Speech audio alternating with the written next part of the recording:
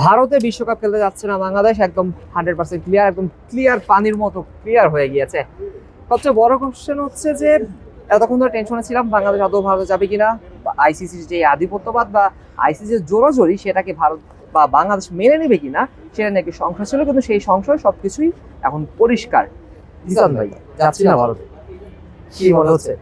মানে এটা এক্সপেক্ট করছিল সাধারণ দর্শকরা, কারণ আপনারা জানলেন যে এই 3টার দিকে যেই প্রেস মিটিং, এই মিটিং এর আগে সাধারণ দর্শকদের মধ্যে একটা ভয় ঢুকে গেছিল যে যদি এবার ক্রিকেটারদের কথা কনভিন্স হয়ে বোর্ড কিংবা স্বরাষ্ট্র মন্ত্রণালয় হোক কিংবা যুব ক্রীড়া মন্ত্রণালয় হোক, সবাই যদি একজোটে বলে ঠিক আছে ক্রিকেটার যেতে এত চাইতেছে তাদের জন্য হলে আমরা পাঠাই, বাট দেখলাম যে না, তার আগে যে নিজেদের যে স্ট্যান্স ছিল সেই স্ট্যান্সে তারা এখনো আছে। আমার কাছে মনে হয় তারা নিজেদের সিদ্ধান্ত ঠিক করেছে, কারণ এখন যদি আবার তারা বলতো যে আমরা খেলতে যাবো, দেখতেন যে আমি ট্রল করা শুরু করে দিয়েছি, সাধারণ জনগণকে বাদই দিলাম।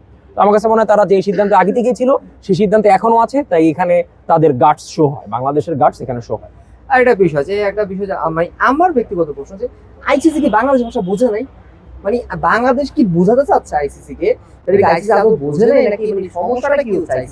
আইসিসি বুঝতে চাচ্ছে না যে আমরা যে বলার বলছি আমাদের এই সমস্যা, আপনারা প্লেয়ারদের সিকিউরিটি 100% ভালো কথা, মাশাআল্লাহ আপনারা সিকিউরিটি দেন, কোনো সমস্যা নেই। আমাদের সাংবাদিক ভাইরা যাবে, আমার যে দর্শকরা যাবে, যাতে তারা যে সেফলি হোটেলে পৌঁছাতে পারবে, হোটেল থেকে স্টেডিয়াম যেতে হবে, তাদের কোনো কাছে ব্যাখ্যা নেই, কিন্তু তারা বলতেছে যে এটা অপ্রাসঙ্গিক। কিন্তু এই বিষয়গুলো আইসিসি কি কোনো, আপনার কি মনে হয়? আর প্রশ্ন করলে না আইসিসি বোঝে কিনা, ধরেন আমি কথা বলতেছি, ক্যামেরাটা একটু দূরে আছে, এখন আমাদের যে বলা কথা এইটা ক্যামেরার অডিওটা নিতে পারবে কিনা ডিপেন্ড করে অডিও যে মাইক সেটআপ সেটা ঠিক আছে কিনা।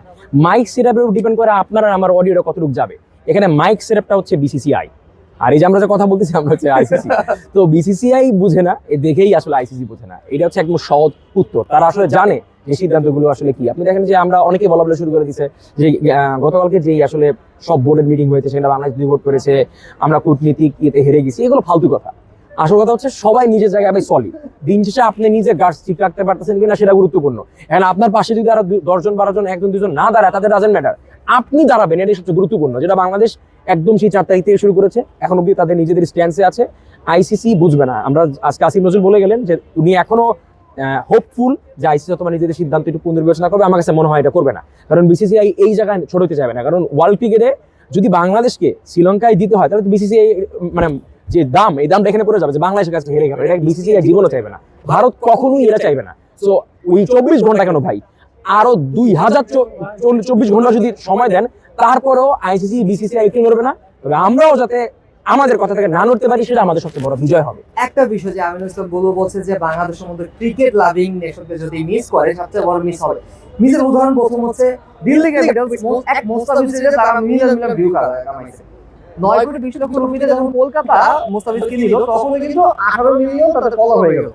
একটা স্টেটমেন্ট, ফলোয়ার ডাউন, এই দিকগুলো চিন্তা করলেও তো তাদের হয়তো বোঝা উচিত ছিল যে ভাই বাংলাদেশের যে সময় ফ্যান বেস আছে, ভাই এটা শক্তিশালী ফ্যান বেস, আপনারা এখানে ফাইজলামি করতেছেন, ভাই এটা কি বলবো?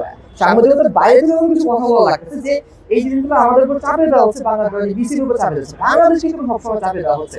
সেই আমরা ওই রাজনৈতিক প্রেক্ষাপট বাদ দিই, সবসময় বাংলাদেশের উপর সবসময় কেন? যদি একটা কথা মনে রাখেন যে ওয়ার্ল্ড কাপে রোহিত শর্মা সেই নো বলটা কত কিছু হলো, কিন্তু তারপর সেই বাংলাদেশকে কেন সবসময় টার্গেট করা হয়? খুবই ভালো প্রশ্ন এবং কঠিন প্রশ্ন। বাংলাদেশকে কেন টার্গেট করা, আপনি জানেন পাকিস্তান বা ভারতের সাথে যত নেগোসিয়েশন হয় বা যত ঝামেলা হয়, দেখবেন দিন শেষে ভারত জিতে। মানে আমি যদি ক্রিকেট টপিকটা টানি, সেই টপিকে ওরা জিতে, কারণ আইসিসি বিসিসিআর টাকা চলে, বিসিসিআর কথা চলে, কর্তৃত্বের উপর চলে। বাংলাদেশ ক্রিকেট বোর্ডের কিন্তু ওরকম না। এখন কথা হচ্ছে উপমহাদেশে ভারত ক্রিকেটটা শাসন করছে, বাংলাদেশের পাশে রেখেছে, ভাই তুই আমার লগে থাক তাইলেই চলবে। কিন্তু এখন তো যারে লগে রাখতে চাইতেছে ভাই, সেই থাকতে চাইতেছে না, বিষয়টা হচ্ছে এরকম।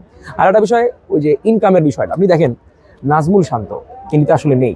ধরেন লিটন দাস ভাই হাইটা গেলে যে পরিমাণ রিলসের ভিউ হবে আইসিসির পেজে, বিসিসিআর পেজে বা অন্যান্য ক্রিকেট ওয়ার্ল্ড কাপের পেজে, ওইগুলো আপনার বিরাট কোহলি দিলেও হবে না। মানে আমি কিন্তু বড় করে বলতেছি না, বিরাট কোহলি বড় ক্রিকেটার, কিন্তু তারপরও হবে না। আমাদের দেশের যেই প্লেয়ারটা পানি টানবে, সেই প্লেয়ারের যদি একটা ভিডিও আইসিসি নিজেদের ফেসবুক পোস্টে দেয়, ইনস্টাগ্রামের পোস্টে দেয় কিংবা ইউটিউবে দেয়, তার ভিউ হবে ওই কোহলির দেওয়া ফিটনেস ভিডিও থেকেও বেশি ভিউ হবে।